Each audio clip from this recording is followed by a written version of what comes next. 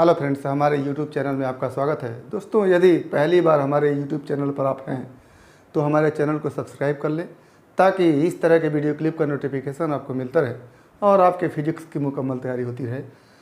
आज हम एक नए टॉपिक को लेकर के आए हैं जो समांतर प्लेट संधारित्र की धारिता है। तो आज का टॉपिक हमारा होगा समांतर प्लेट संधारित्र की धारिता, capacitance of parallel plate capacitor. तो पहले हम जानेंगे कि समांतर प्लेट संधारित्र होता क्या है, उसके बाद उसकी धारिता की बात करते हैं। तो जैसा कि आप जानते हैं कि प्रत्येक संधारित्र में दो प्लेट होते हैं, एक धन आवेश से आवेशित होता है, दूसरा ऋण आवेश से आवेशित होता है। यदि दोनों प्लेट एक दूसरे के समानांतर हों तो इस प्रकार के संधारित्र को हम क्या कहते हैं, समांतर प्लेट संधारित्र कहते हैं। जैसा कि चित्र में आपके है, एक प्लेट ये x है और दूसरा प्लेट ये y है और दोनों प्लेटें एक दूसरे से d दूरी पर स्थित है। x प्लेट को प्लस आवेश से आवेशित किया गया है और y प्लेट को माइनस आवेश से आवेशित किया गया है। आवेशित करने का तरीका अगर देखें तो हम पहले x प्लेट को प्लस q आवेश से आवेशित किए, इससे d दूरी पर एक y प्लेट ला करके रख दिए। इस y प्लेट पर एक सतह पर ऋण आवेश प्रेरित होगा और दूसरे सतह पर धन आवेश प्रेरित होगा। जिस सतह पर धन आवेश प्रेरित होगा उस सतह को हमने अर्थ से जोड़ दिया, तो सारा का सारा धन आवेश अर्थ में चला जाता है, केवल प्लेट पर ऋण आवेश बचता है। तो इस प्रकार से पहले प्लेट पर धन आवेश हो जाता है और दूसरे प्लेट पर उतना ही ऋण आवेश हो जाता है। तो समांतर प्लेट संधारित्र की छोटी सी परिभाषा बन के आएगी कि एक ऐसा संधारित्र जिसमें दो समानांतर प्लेट बराबर परंतु विपरीत प्रकृति के आवेश से आवेशित है और दोनों एक दूसरे से अत्यल्प दूरी d पर रखे हुए हैं। अब प्लस q आवेश से आवेशित ये प्लेट है, माइनस q आवेश से आवेशित ये प्लेट है। इसके पहले हमने ये पढ़ चुका है, इसके पहले हम ये बता चुके हैं कि दो प्लेट जो बराबर परंतु विपरीत प्रकृति के आवेश से आवेशित हैं के बीच विद्युत क्षेत्र उत्पन्न होता है, जिसकी दिशा धन आवेशित प्लेट से ऋण आवेशित प्लेट की ओर होती है, जिसको हम विद्युत बल रेखा के माध्यम से दिखाए हैं। और इन प्लेटों के बीच विद्युत क्षेत्र की तीव्रता निकालेंगे और इस तीव्रता के माध्यम से इन दोनों प्लेटों के बीच विभवांतर निकालेंगे और विभवांतर निकालते हुए हम इस समांतर प्लेट संधारित्र की धारिता निकालेंगे। तो समांतर प्लेट संधारित्र की परिभाषा अगर लिखें तो क्या लिखेंगे कि समांतर प्लेट संधारित्र एक ऐसा संधारित्र है जिसमें बराबर परंतु विपरीत प्रकृति के आवेश से आवेशित दो समानांतर प्लेटें एक दूसरे अत्यल्प दूरी पर स्थित होते हैं। अच्छा, ये समांतर प्लेट संधारित्र की परिभाषा हो गई। अब हम इस समांतर प्लेट संधारित्र के विषय में जो तथ्य हैं उसको लिखेंगे। तो क्या लिखेंगे कि प्रस्तुत चित्र में समांतर प्लेट संधारित्र जिसके समांतर प्लेटों पर प्लस q एवं माइनस q आवेश हैं, प्लेटों का क्षेत्रफल a तथा प्लेटों पर आवेश का पृष्ठ आवेश घनत्व सिग्मा है। प्लेटों के बीच के परावैद्युतांक का परावैद्युत पदार्थ भरा है। संधारित्र के प्लेटों के बीच की दूरी d है। ये इतना हमारा इस संधारित्र के विषय में सूचना हुई। अब हम इस संधारित्र की धारिता के विषय में सोचेंगे।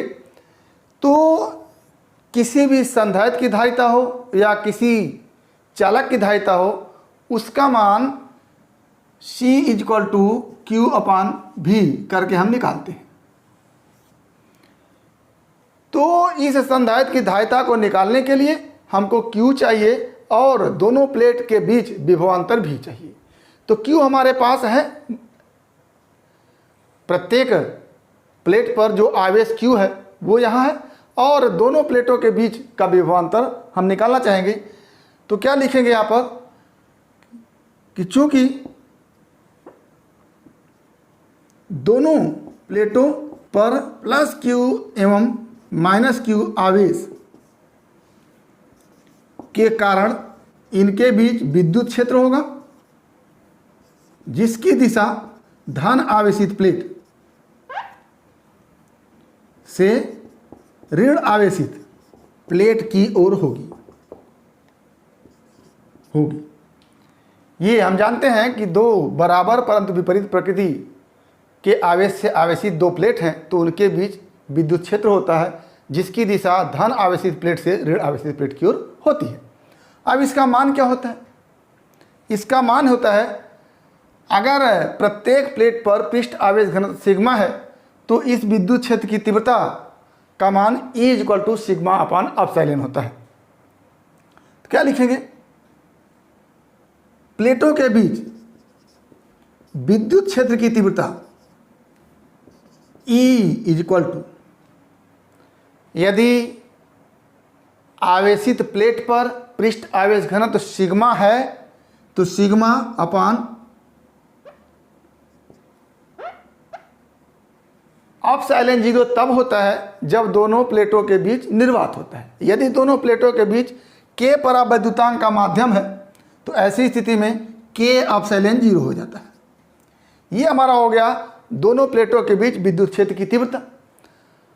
अब इस सिग्मा को हम पहले पढ़ चुके हैं कि ये जो सिग्मा होता है पृष्ठ आवेश घनत्व होता है वो संपूर्ण आवेश और बटे पृष्ठ के क्षेत्रफल के होता है। तो पृष्ठ का क्षेत्रफल A है तो सिग्मा = Q अपान A हो जाएगा।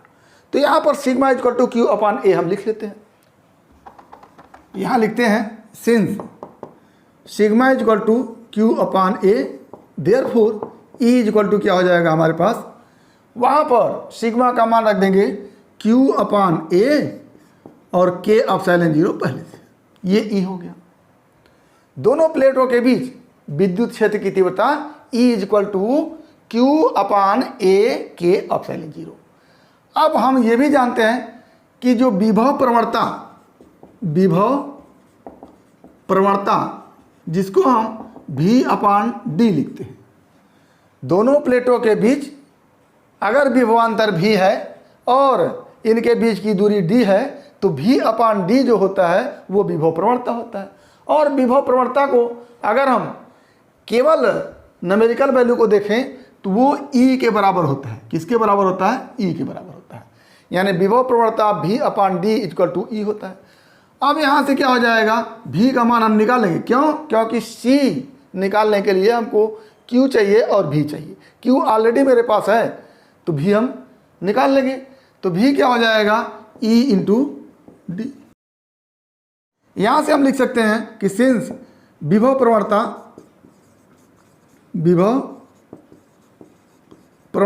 बराबर V अपान D और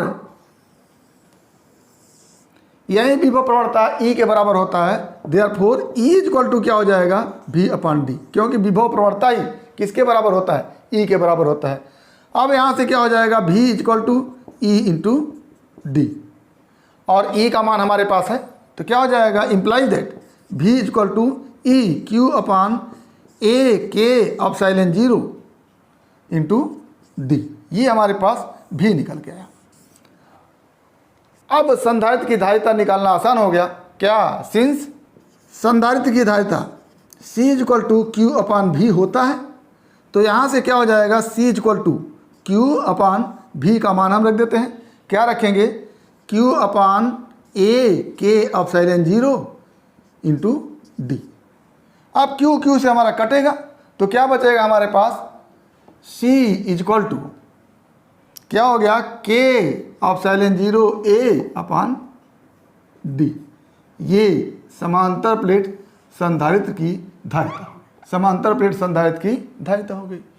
अगर इन दोनों प्लेटों के बीच निर्वात हो, कोई परावैद्युत पदार्थ ना हो तो K का मान क्या हो जाता है, 1 हो जाता है। क्या लिखेंगे कि यदि संधारित्र के प्लेटों के बीच निर्वात हो और निर्वात है तो K = क्या हो जाएगा, 1 हो जाएगा। निर्वात के लिए K = 1 होता है तो C = क्या हो जाएगा, एप्सिलॉन 0 A अपान डी। तो निर्वात के लिए हम C0 लिख देते हैं। अब निर्वात में हो गया C0 equal to epsilon 0 A upon D और माध्यम हो गया K epsilon 0 A upon D. तो C अपॉन C0 क्या हो जाएगा? C upon C0 equal to क्या हो जाएगा? K epsilon 0 A upon D upon epsilon 0 A upon D और कटेगा आएगा K। क्या हो गया यहाँ से? C upon C0 equal to K और यहाँ से C इक्वल टू क्या हो जाएगा? KC0 KC0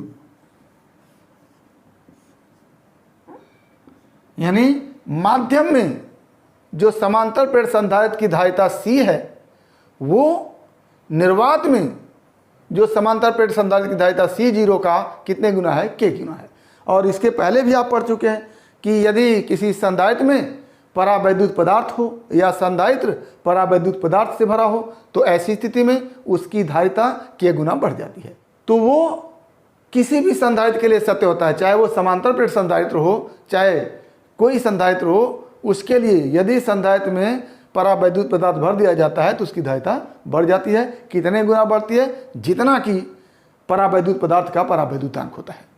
तो ये हमने देखा आज कि समांतर प्लेट संधारित्र होता क्या है और उसकी धारिता कितनी होती है। यदि प्लेटों के बीच परावैद्युत पदार्थ भरा हो तो धारिता कितनी होती है और यदि प्लेटों के बीच निर्वात हो तो धारिता कितनी होती है।